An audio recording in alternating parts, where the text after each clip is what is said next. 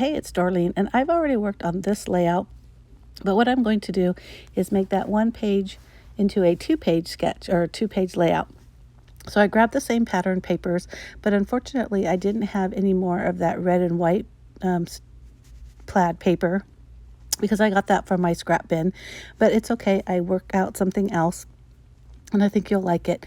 So right now I'm just trimming these photos to give it a little bit of a white border. Now these photos I design at my local Walgreens. I do a collage print, a 4x6 collage print, and if you put two photos on there, they come out approximately 3 by 4 inches. And sometimes you can put more than that, and they'll be smaller photos. Sometimes they even come kind of squared, but you can play around with it. And I do that a lot, and it's fun to have a little variety of photo sizes for variety and interest. Two, because you're able to put more photos onto a layout. So I try to do that, especially on occasions like this, Christmas, where I could have like a ton of layouts, or try to get them into two, right? Or a couple of two-page spreads. But anyhow, I'm just kind of fussing around where I want to pick the pictures. I do know that I'm just kind of following the sketch as far as the strips going across the page. But again, I'm just really trying to get as many pictures as possible onto this layout. Now, in a minute, you're going to see me stack those top two photos. And the reason why I do that is I decide to put some flip-flops there. And I don't show it in the video, which I don't know why I didn't, but I think it was more of an afterthought. But that's why I'm stacking them. So even though that you don't see them, I am going to include them onto the layout. And when you use a flip-flap, what you do is you adhere the bottom photo onto the actual layout, and then the top photos, which I'm showing right now, would go inside the flip-flap. And I also added more pictures on that inside, and also my journaling. So right here, I'm still kind of deciding what I'm going to do with the title.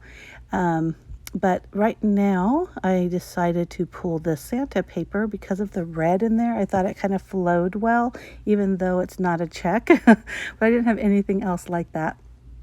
So once I decide that is the paper I'm going to use, now I am fussing again with the placement of the photos. Now that layout over on the left-hand side is, like I said, complete. So I pulled up on Design Space where I had already done those the words and the image, and then I added the rest of the title that I wanted to use.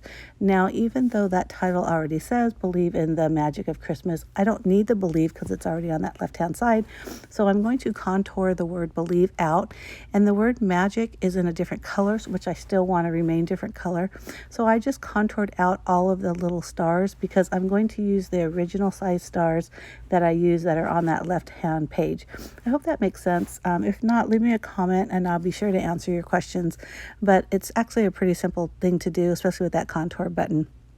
The in the Magic of Christmas, that's over to the left, I decide against using that. It's just left on the screen. But so when I cut that out, I realized that those letters are super skinny and super small, and it was going to be tough to remove from the black paper, but you'll see me in a little bit. I just use my tweezers and I just take my time and I pull them off one by one, and it worked out fine. So that I keep wanting to call it overlay, and I know that's not it. Oh my goodness, I'm drawing a complete blank, but that offset, there you go. The offset button or abilities in Cricut is what I use to kind of give that a base. So once I glue them all down, and then I decide I'm only going to do a couple of stars here because I really want the two layouts to flow. So if you're not already a subscriber, please hit that subscribe button down below.